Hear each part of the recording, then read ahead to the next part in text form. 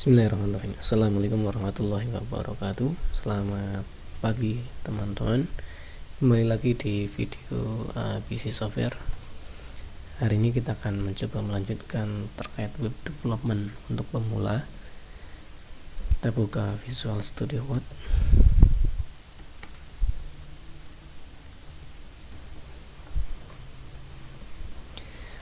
Oke, yang akan dibahas di video kali ini adalah kita akan mencoba memulai untuk membuat aplikasi website. Nah, sebelum memulai kita akan mencoba membuat dulu mockup-nya, mockup atau wireframe-nya atau coret-coretan tampilannya akan seperti apa. Nah, ini hanya sepenggal contoh dari aktivitas development ya. Jadi tidak full semuanya dibuat, tapi hanya mencontohkan. Nah, setelah nanti kita coba membuat mockup-nya, kemudian kita akan membahas tentang penjelasan singkat website application atau web application. Jadi bagaimana secara sederhananya website itu bisa bekerja. Kemudian komponen dari website atau isi dari website itu kan penyusun paling dasarnya adalah HTML dan stylingnya menggunakan CSS. Jadi kita akan mencoba mendemokan kalau menggunakan HTML dan CSS itu seperti apa hasilnya. Kemudian untuk mempercepat proses development, kita akan mencoba menggunakan CSS framework Bootstrap. Jadi biar mempermudah pembuatan desainnya. Nah, nanti untuk mempermudah lagi kita akan menggunakan template yang sudah tersedia di internet. Misalnya nanti banyak ya yang bisa dipakai. Yang base-nya menggunakan Bootstrap. Oke. Jadi akan membuat tampilan yang nanti sudah menggunakan tool-tool ini. Oke, langsung saja kita ke yang pertama, contoh pembuatan mockup atau wireframe. Nah, untuk pembuatan mockup itu sebenarnya banyak tools yang bisa digunakan. Paling sederhana menggunakan Excel atau spreadsheet, nanti di sana digambar, atau menggunakan yang lainnya. Nah, untuk hari ini saya coba pakai Draw.io atau diagram gitu ya. Nah, ini salah satu tools yang ada di internet. Saya buka yang sudah saya buat sebelumnya. Nah, tools ini bisa digunakan untuk membuat flowchart, kemudian membuat tampilan atau sketch dan lain-lain lah. Nah, salah satunya bisa digunakan juga untuk mencoret-coret atau menggambarkan seperti apa website yang akan kita buat atau aplikasi web yang akan kita buat. Nah, contoh tadi saya sudah menyiapkan untuk tampilan data user misalnya seperti ini, kemudian tabel user akan seperti ini gitu. Nah, seperti coret-coret tantangan biasa, cuma ini menggunakan tools agar lebih rapi gitu. Nah, kalau misalnya kita mau menggunakan tools ini disediakan beberapa elemen atau beberapa komponen yang sudah siap pakai. Nanti tinggal dipilih, di drag sini, kita edit gitu, kita susun seperti itu. Banyak ya. Nah, di sini juga kalau kurang bisa add atau more shapes, kemudian di sini pilih mau apa. Nah, kalau membuat tampilan web mungkin kita butuh web icon, kemudian Bootstrap juga ada ya, ini jaringan. Nah, ini untuk mobile juga ada. Nah, ini tinggal diaktifkan aja. Kemudian kita coba ya, saya tambahkan halaman baru, misalnya saya kasih nama login. Kemudian kita tinggal cari di sini, misalnya form. Nah, form itu kita arahkan ke sini, nanti muncul tampilan previewnya. Nah, di sini ada contoh. Ini udah ada login, tinggal kita pilih. Nah, ini masuk sini, kita geser.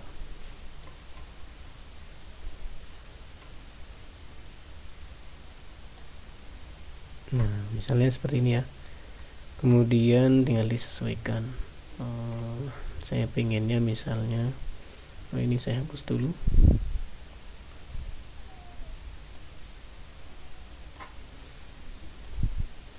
Kemudian disesuaikan lebarnya.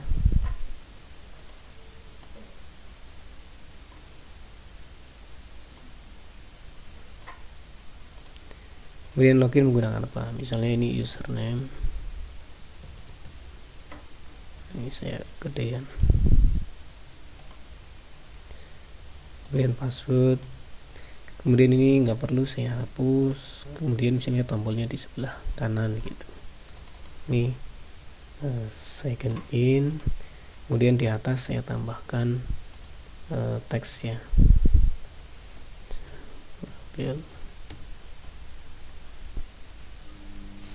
Atau kalau mau browse dari sini juga bisa. Di sini kan ada poster, bisa di expand. Kemudian ini contohnya banyak, ada tombol, ada tabel, ada elemen form. Nah, jadi banyak banget yang bisa dipakai. Saya pakai teks ini.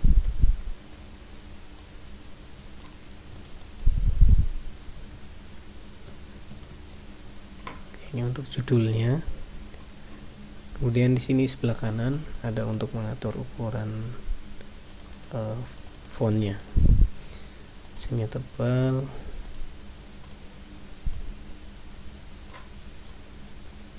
Nah, misalnya untuk tampilan login tuh seperti ini ya. Nah, jadi pentingnya kita membuat mockup dulu atau wireframe dulu itu biar nanti kita punya gambaran atau punya kesepakatan dengan tim yang mau mengerjakan bagaimana sih yang akan dibuat gitu.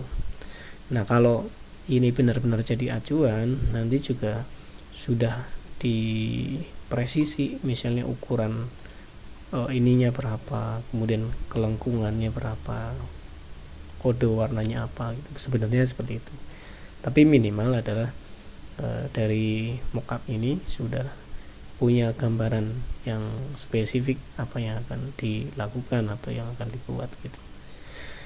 Nah, ini misalnya nggak perlu. Oke, kalau kurang naik, ini kita naikkan. Oke ya, misalnya seperti ini. Jadi cukup mudah untuk membuat mockup atau tampilan aplikasi yang akan kita buat seperti apa.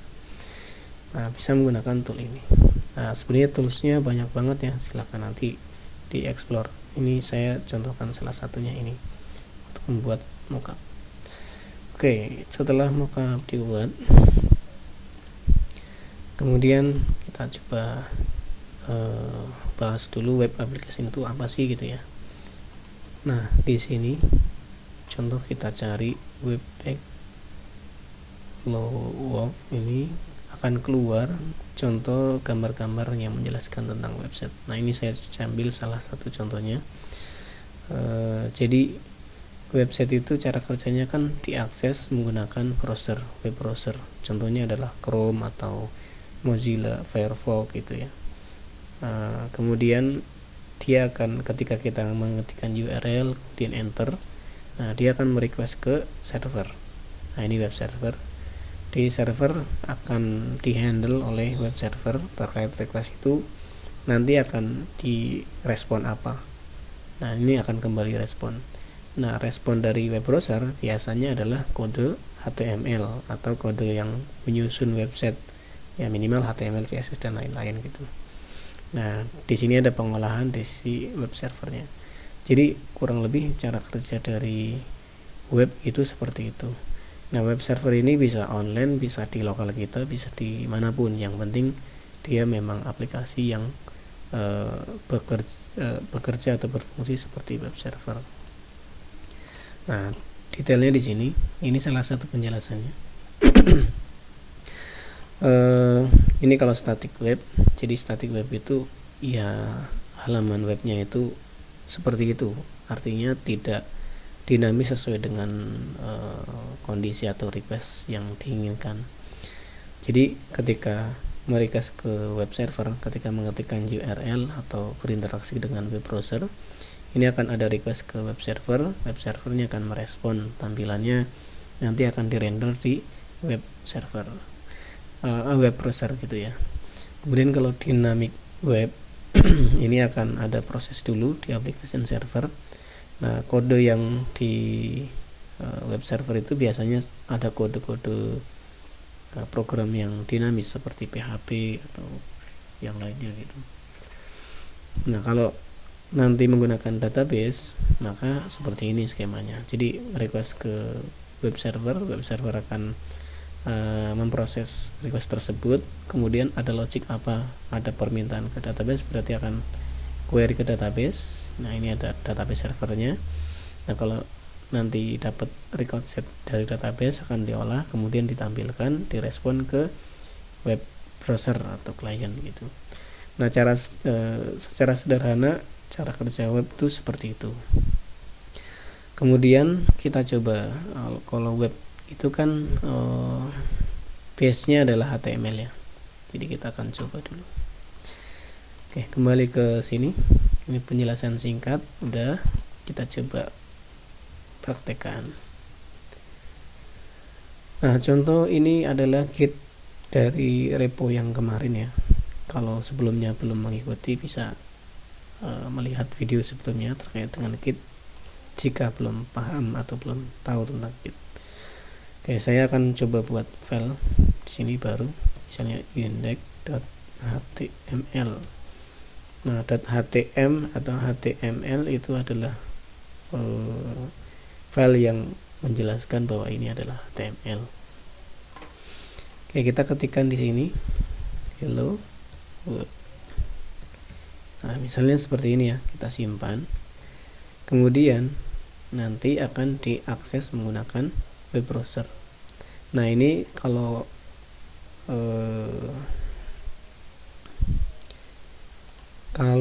website kita masih statis, itu kita tinggal buka aja file ini menggunakan browser, misalnya pakai Google Chrome gitu, maka tampilannya akan keluar di browser. Nah, ini kalau website kita itu statis, artinya bisa dibuka langsung, tidak ada kode-kode yang dinamis seperti PHP gitu ya. Nah, tapi kalau sudah menggunakan yang dinamis, berarti ini tidak bisa dibuka langsung, tapi kita harus menggunakan web browser. Maksudnya diakses menggunakan URL. Contoh kalau di development lokal, berarti kita memanggilnya itu menggunakan localhost,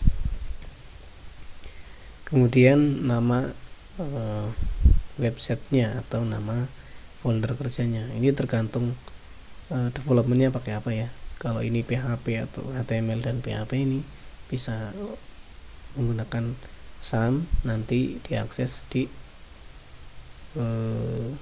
directory htdoc-nya. Nah, kalau saya menggunakan Linux, itu ada di HTML, var www.html. Nah, di sini adalah web servernya. Nah, contoh kalau di sini saya buat satu folder web 1, kemudian ada index, berarti ini bisa diakses web 1/index.html. Nah, ini tampil ya. Ini saya gedein. Nah, tampil apa yang kita tuliskan tuh tampil di sini. Nah, ini sudah mengakses menggunakan web server, memanggil ke web server. Dari sini browser kita Chrome memanggil ke web server menggunakan alamat localhost. Ini karena masih development di lokal. Nanti kalau sudah diupload ke hosting atau ke server, baru kita akses menggunakan domain. Nah, seperti itu ya. Nah, kemudian kalau ini saya geser ke kanan, ini di kiri.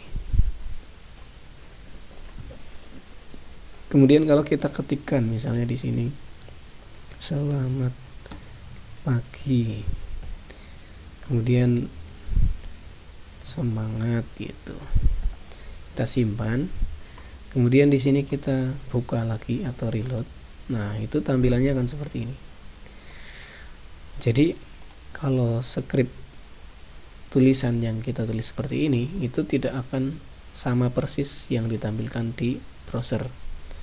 Karena apa? Karena yang ditampilkan di browser itu adalah hasil render dari si web browser. Nah, dia akan mengetahui bahwa script ini adalah script HTML. Jadi kalau HTML ada cara untuk memformat bagaimana konten akan ditampilkan ke web browser. Nah, contohnya kalau di HTML enter itu kita bisa menggunakan BR. Nah, BR seperti ini. Ini BR. Nah, kita simpan, kemudian lihat hasilnya. Nah, sekarang baru dia akan enter karena di sini ada tab atau ada kode untuk enter gitu. Nah, HTML sendiri sebenarnya bukan bahasa pemrograman, tapi untuk kalau nggak salah kan sejarahnya untuk menandai mana yang nanti akan berwarna, mana yang akan dicetak tebal atau apa gitu. Jadi menandai suatu tulisan agar diformat seperti apa. Itu kurang lebih seperti itu. Nah, contoh untuk kata word ini. Nah, ini mau ditebalkan. Nah, berarti ini kita bungkus dengan strong atau ini ya, atau big, bold. Nah, ini kita masukkan ke sini. Simpan, ini di reload. Nah, maka kata ini itu menjadi tebal karena ditandai dengan tag strong gitu. Nah, jadi kurang lebih cara kerja HTML itu sederhananya seperti ini gitu ya. Oke, lanjut. Nah, kalau HTML itu ada aturannya. Jadi kalau HTML5 nih, kalau di VS Code itu ada shortcutnya atau ada autocomplete-nya, kita tinggal pilih enter. Nah, biasanya ini seperti ini, ada struktur standarnya untuk membuat HTML5. Jadi di sini ada deklarasi dokumen type, kemudian bahasa, kemudian bagian head atau bagian kepalanya, kemudian bagian body, bagian isi kontennya, kemudian HTML tutup. Nah, ini buka, ini tutup gitu. Nah, kalau diperhatikan secara sederhananya, HTML itu ada tag buka, ada tag tutup. Tapi tidak semua tag itu dibuka dan ditutup. Ada yang ini meta ini tidak ada tutupnya, atau tadi BR juga nggak ada tutupnya. Nah, itu bisa ditambahkan backslash slash ya, atau nggak perlu kalau di HTML. Nah, jadi kalau kita coba seperti ini, kemudian kita tambahkan misalnya B ya.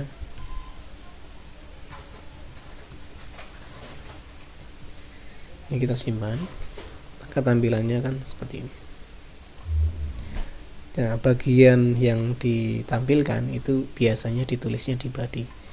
Di head itu menerangkan meta atau title atau yang lainnya terkait dengan halaman ini. Nah, kalau kita lihat di sini itu ada title dokumen karena ini title. Misalnya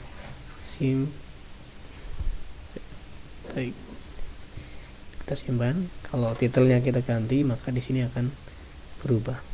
Nah, ini. Oke, seperti itu ya. Itu terkait dengan pemahaman HTML. Kemudian kalau kita menginginkan tampilan yang seperti ini, misalnya yang ini nih,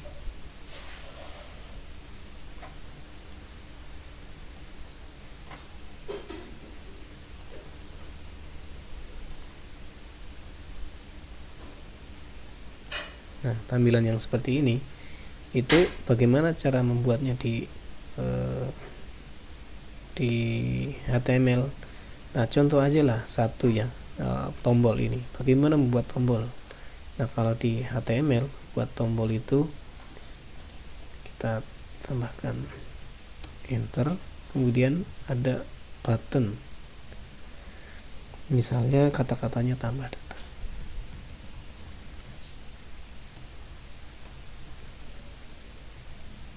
Simpan, maka tampilannya akan seperti ini. Nah, ini kan berbeda sekali dengan di mockup. Di mockup itu tampilannya warna biru, kemudian tulisannya putih gitu. Nah, kalau menggunakan HTML itu ya cuma tampilannya seperti ini. Kalaupun mau kita tambahkan atribut, di sini kan ada nih. Kita sorot. Nah, referensinya kita bisa buka di sini. Untuk membuat button itu nanti seperti ini. Jadi ada tipe button, kelasnya apa. Nah, ini atribut-atribut yang bisa ditambahkan. Misalnya tipe tombol, kemudian nilai.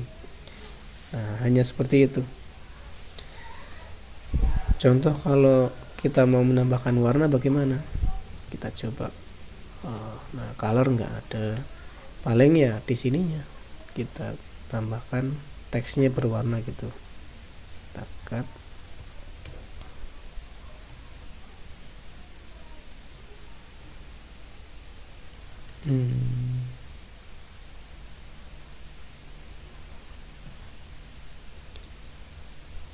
Oke, ini intinya udah terbatas lah. Kalau dulu saya masih ingat masih bisa tambahkan atribut font, color gitu ya.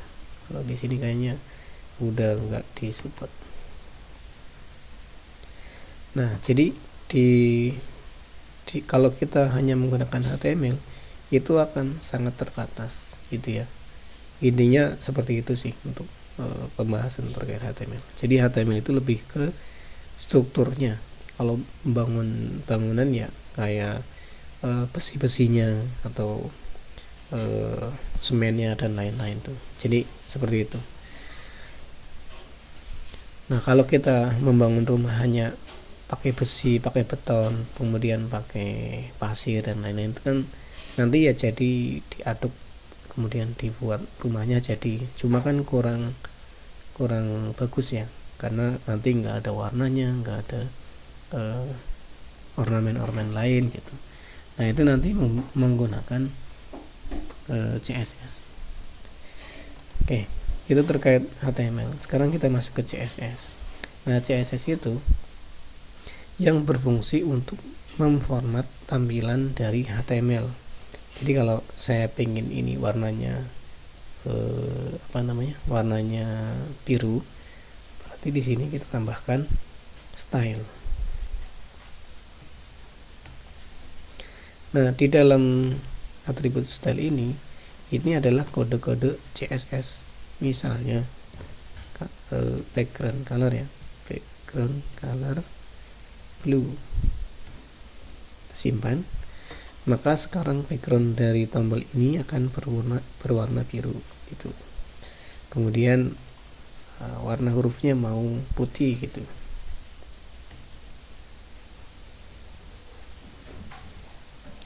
Color white gitu. Kita simpan. Maka ini tampilannya jadi putih. Nah, jadi intinya yang memformat tampilan HTML itu nanti menggunakan CSS itu. Nah, CSS bisa dituliskan seperti ini di dalam atribut HTML, bisa juga nanti ditulis di tag terpisah di sini. Misalnya kita tambahkan style gitu. Nah, ini contoh aja ya, kita tambahkan tombol lagi.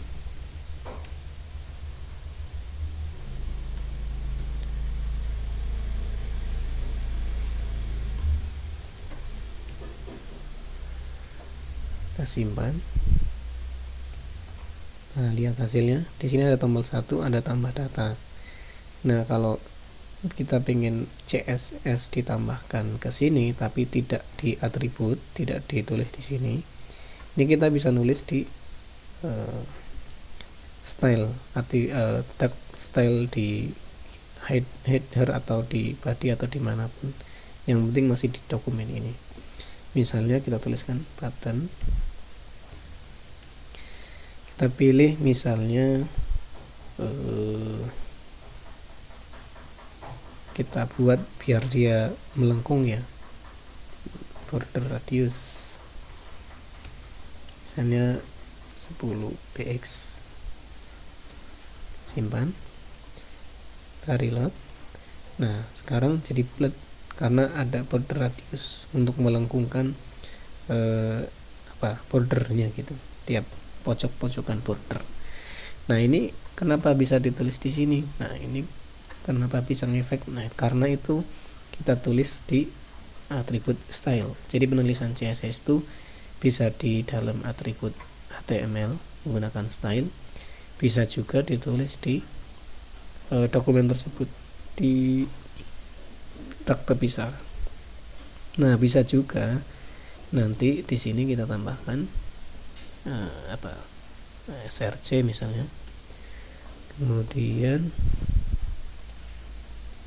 css, kemudian buat style.css.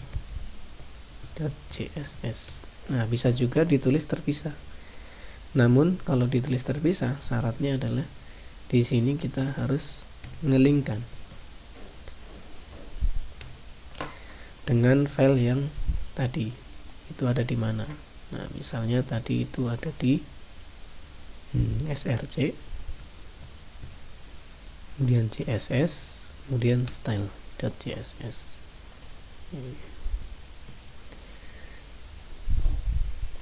Iya, jadi dilingkan menggunakan link. Nah ini baru CSS ini yang kita tulis di sini akan bekerja di halaman ini. Bisa contohkan button. Saya pengen tulisannya miring, misalnya font style italic, simpan, kita reload. Nah ini jadi miring karena terkena aturan CSS yang di file terpisah ini gitu. Jadi seperti itu. Oke ya, terkait CSS HTML kayaknya seperti itu. Selebihnya nanti silakan pelajari sendiri terkait dengan detail dari CSS HTML. Yang saya ingin sampaikan di sini adalah HTML itu sebagai struktur untuk konten yang ditampilkan, CSS itu digunakan untuk memformat tampilannya gitu. Oke, ini videonya biar nggak panjang, kita lanjut. Oke, itu memahami HTML dan CSS sudah. Nah sebenarnya dengan CS ya, cuma CS itu nanti aja. Kemudian selanjutnya adalah kita akan membahas tentang Bootstrap framework CSS. Kalau kita nulis CSS secara manual, secara sendiri gitu ya, nah ini akan panjang banget, akan banyak banget CSS yang kita tuliskan gitu. Nanti akan terlalu banyak lah kalau kita harus membuat tampilan yang seperti ini. Nah ini banyak banget CSS yang harus dituliskan, jadi nanti nggak akan cepat membuat aplikasi websitenya. Nah kita akan menggunakan salah satu framework CSS namanya Bootstrap.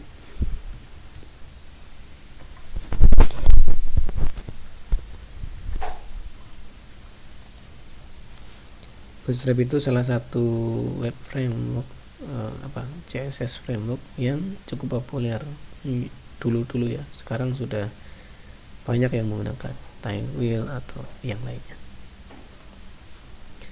Nah instalasinya kita cukup menggunakan CDN atau kita panggil aja, tapi ini menggunakan internet, atau menggunakan npm. Nah ini kita nggak pakai npm.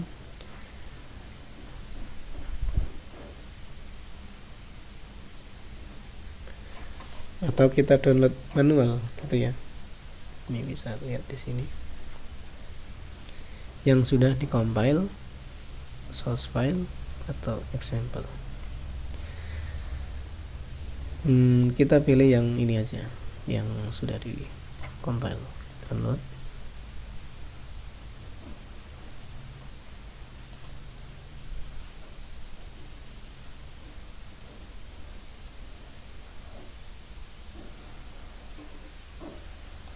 Nah, ini hasil downloadnya. Jadi ada folder isinya CSS dan CS. Ini kita ekstrak, masukkan ke download dulu deh.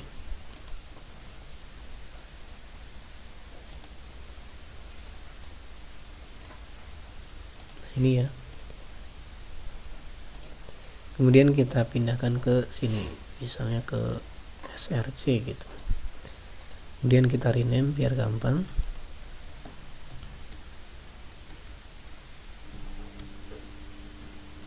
Oke, ini file yang tadi ya, yang di download.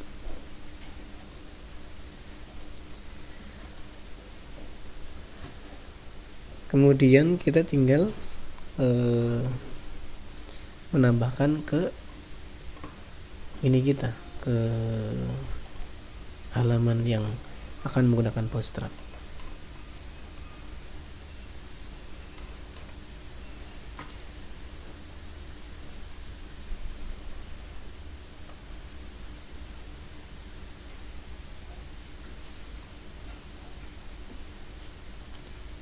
Perlu popover ya.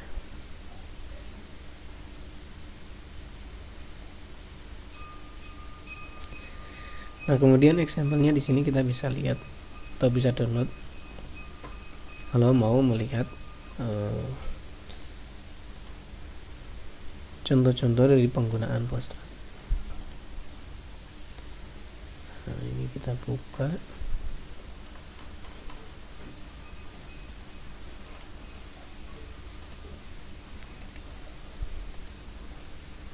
Nah, ini contoh-contoh yang bisa dibuat menggunakan Bootstrap. Nah, contoh ini nanti kita pakai untuk contoh pembuatan apa. Nah, ini banyak ya. Ada button. Nah, buttonnya ada yang loading, ada yang bulat seperti ini. Kemudian ada juga page ya, penggunaan page dan lain-lain. Nah, intinya banyak contoh-contoh yang bisa dipakai. Contoh second in.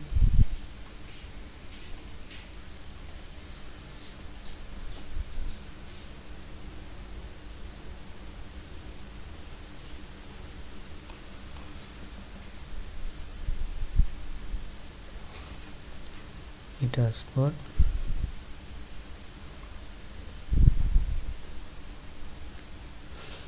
Oke, ini contoh-contohnya.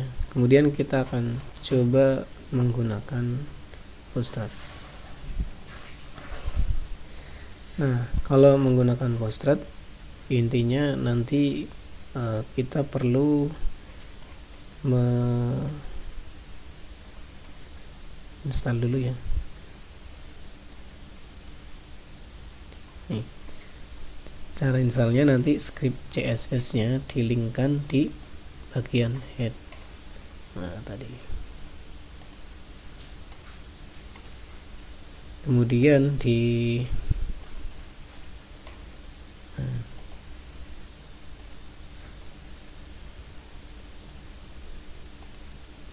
kemudian di bagian bawahnya nanti kita include-kan atau kita panggil CSS dari Bootstrap-nya.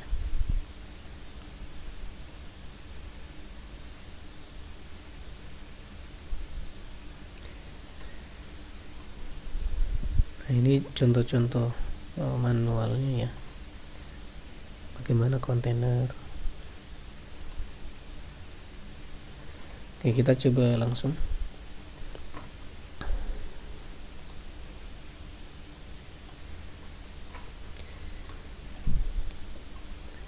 Pertama ini kita matikan dulu, nggak perlu dipakai dulu.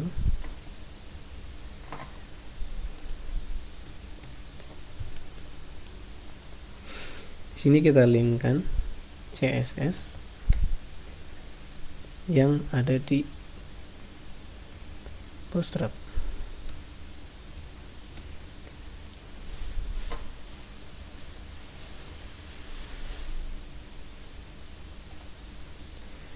Kemudian di bagian bawah, di paling bawah ini kita tambahkan script.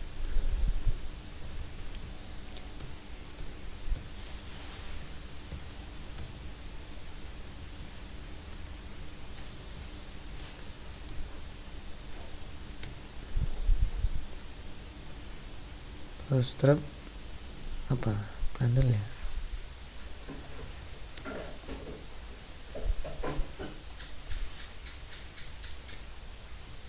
Ya seperti ini. Jadi di atas kita load CSS Bootstrap, kemudian di bawah nanti load Bootstrap JS nya. Nah itu syaratnya. Nanti kalau dependensinya kurang kita tambahkan, kayak tadi popover ya.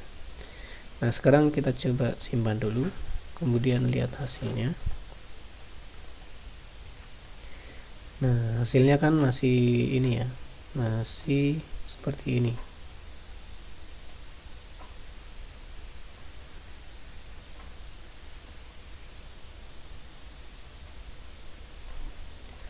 Nah, contoh kalau penggunaan Bootstrap ini kita sudah tidak pakai style seperti ini.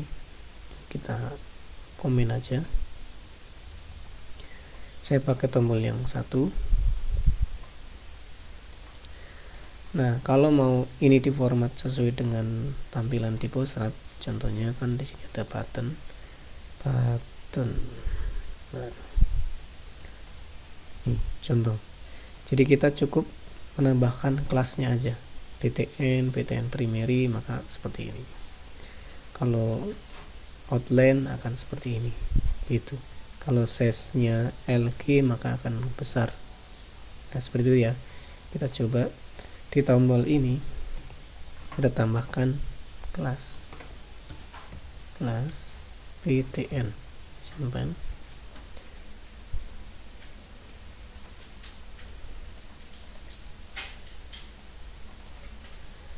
Nah, kita reload. Nah, sekarang sudah berubah. Nah, kita tinggal tambahkan lagi btn, misalnya warna biru berarti primary. Simpan. Nah, ini sudah otomatis diformat oleh CSS-nya si Bootstrap. Jadi intinya Bootstrap itu kumpulan CSS yang siap kita gunakan untuk mendesain website gitu. Kalau mau yang lain kita tekan dulu.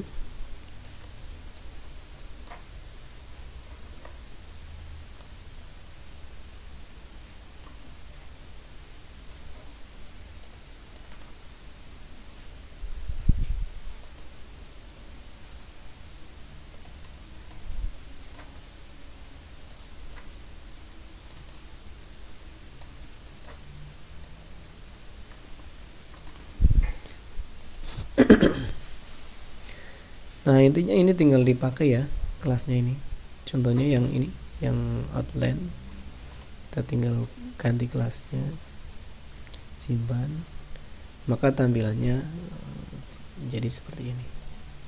Nah, dia outline. Gitu. Nah, banyak sekali fitur-fitur Bootstrap yang bisa dipakai untuk development. Nah, intinya di sini kita tidak perlu menulis CSS lagi, tapi cukup menggunakan kelas-kelas yang disediakan oleh Bootstrap. Nah, di sini kita tinggal explore aja untuk tombol seperti apa, untuk tabel seperti apa. Tinggal ikuti HTML dan kelas yang diberikan sama Bootstrap. Gitu. Oke ya, itu terkait dengan bagaimana kita menggunakan Bootstrap. Kemudian kalau mau lebih cepat lagi, kita bisa menggunakan template yang sudah tersedia secara gratis. Kalau kita belajar di Bootstrap ya templatenya yang berdasarkan base-nya dari Bootstrap gitu. Nah, salah satu contohnya kita bisa cari di internet aja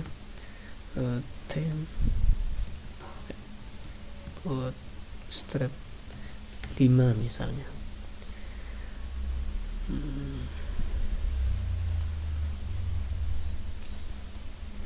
Nah, ini tersedia banyak banget yang bisa digunakan.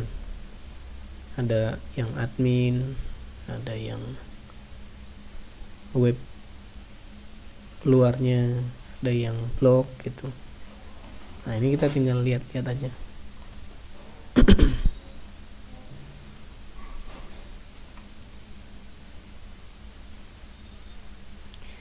Ini free ya.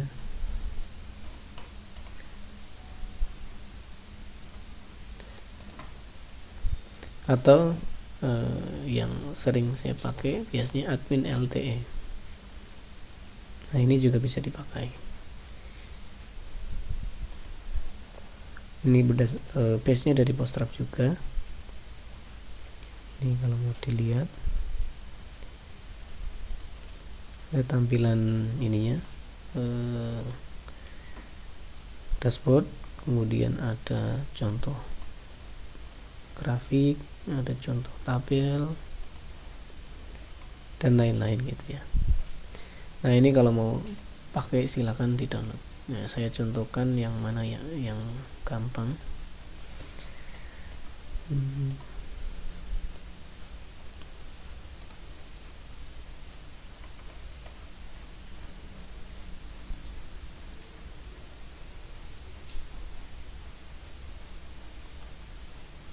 Yang ini aja nggak apa ya, yang SP admin. Nah, ini tinggal kita download.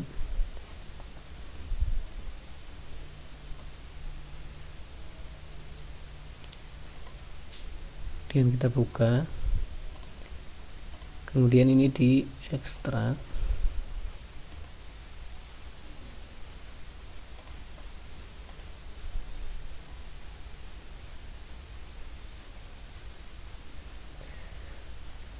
Ini ya. Nah, kemudian ini kita masukkan ke project kita. Misalnya saya taruh di src.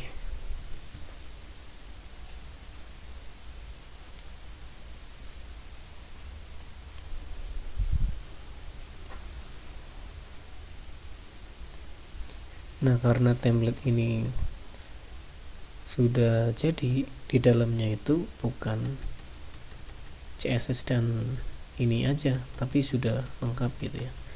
Nah, kita rename biar gampang, SP admin 2.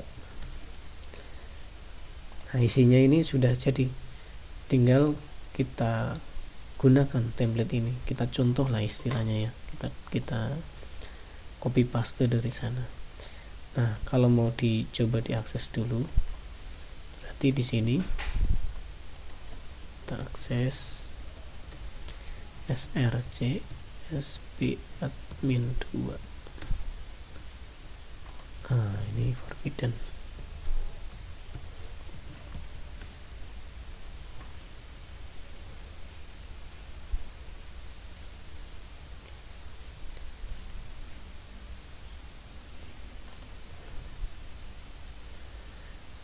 Oke, ini kita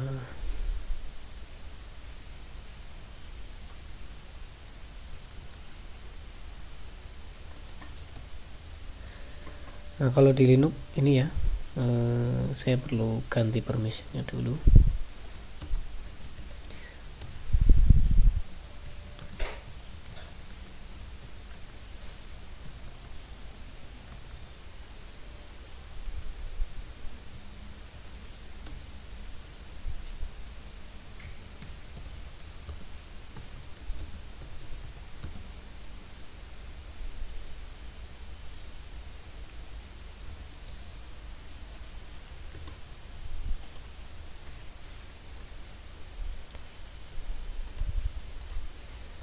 Nah, ini contoh template yang tadi di download. Nah, di sini sudah ada contoh-contohnya. Jadi templatenya sudah jadi, kita tinggal nanti gunakan contoh-contoh yang sudah tersedia ini. Ini ada login page, ada register, ada blank page, kemudian ada komponen lain ya, button dan lain-lain. Oke, seperti itu. Nah, bagaimana kalau kita gunakan template ini gitu. Nah, mungkin di halaman ini kita akan masukkan ke dalam template sini ya, SP admin. Caranya kita buka dulu template yang tadi di download. Ini kita simpan dulu, close. Nah, biasanya di sini ada contoh yang bisa kita pakai. Contohnya yang blank ini. Nah, yang blank ini kita tinggal copy aja semuanya, kemudian pastekan di mungkin saya buat folder baru aja, namanya apa, admin misalnya. Admin, di dalamnya ada index.html, paste di situ, kita simpan sehingga ini bisa diakses /admin. Nah, ketika diakses ini kan tampilannya berantakan. Kenapa? Kita coba inspect. Nah, ini karena kita pindahkan ke bawah, file-file CSS dan file CS-nya ini tidak ketemu, not found ini kan nggak ketemu karena masih salah path, salah alamat. Nah, kita tinggal edit di sini.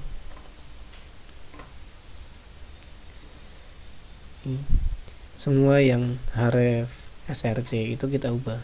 Yang tadinya di sini kita pindahkan ke admin, kan berarti ada penyesuaian alamat path-nya ya. Nah, ini kita ubah, berarti yang tadinya langsung ke vendor kita ubah titik-titik, keluar dari folder admin, kemudian masuk ke src.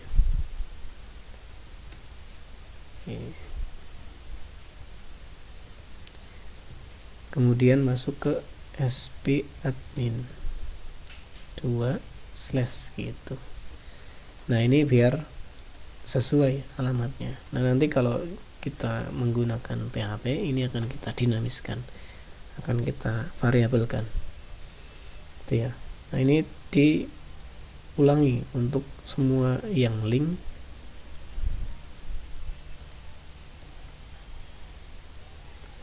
Nah, ini misalnya kita langsung ke CSS nya di bagian bawah,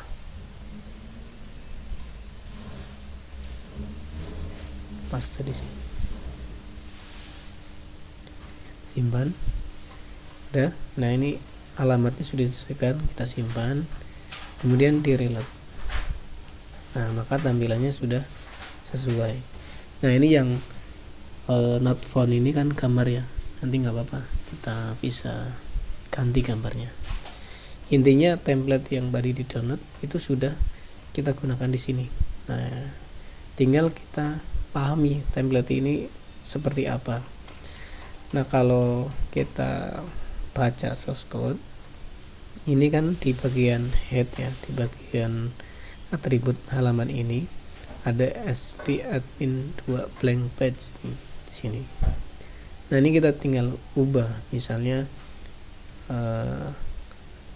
dashboard misalnya. Maka halaman ini nanti titelnya menjadi dashboard. Kemudian saya pengen mengisi tulisan ini, mengganti dengan tabel misalnya.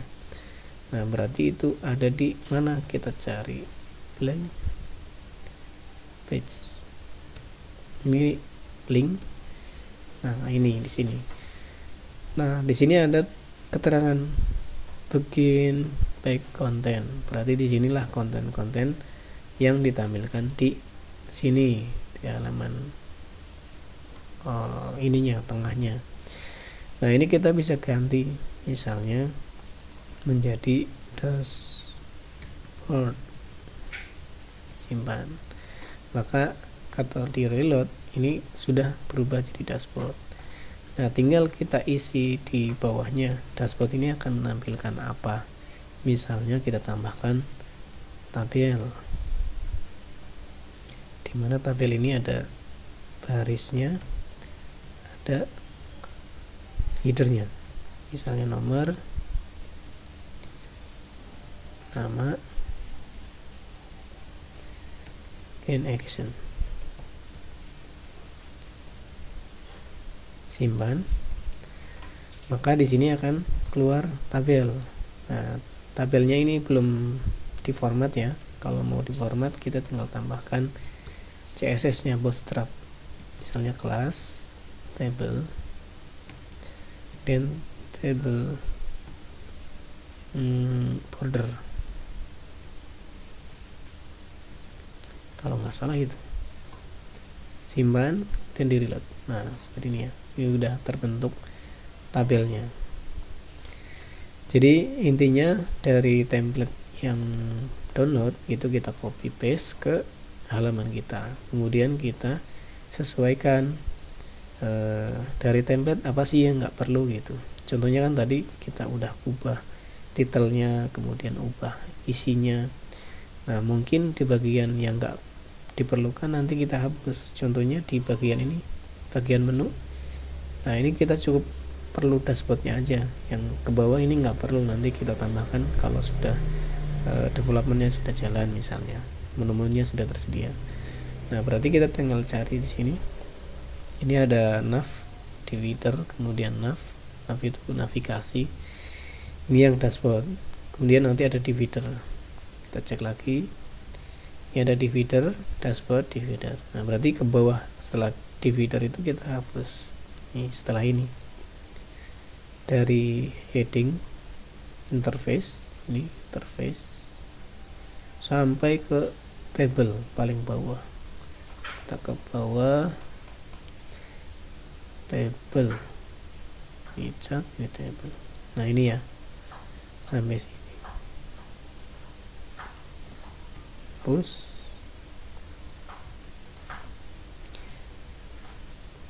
Sudah kita simpan, maka hasilnya jadi seperti ini. Nah, di sini sudah tidak ada menu-menu yang tidak diperlukan. Kemudian ini SP admin 2, ini kita bisa ganti juga ke bagian atas. Nah, ini ada sidebar brand, kita ganti. Misalnya namanya my app tuh. Duanya dihapus. Simpan, reload. Nah, ini sudah jadi. Nah, ikonnya nanti kita ganti.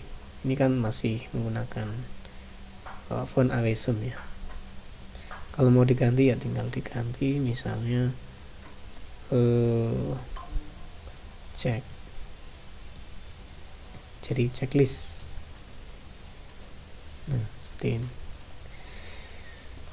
Oke ya, intinya di copy paste, kemudian disesuaikan path-nya, kemudian baru dihilangkan yang nggak perlu, diganti yang konten-konten kita gitu.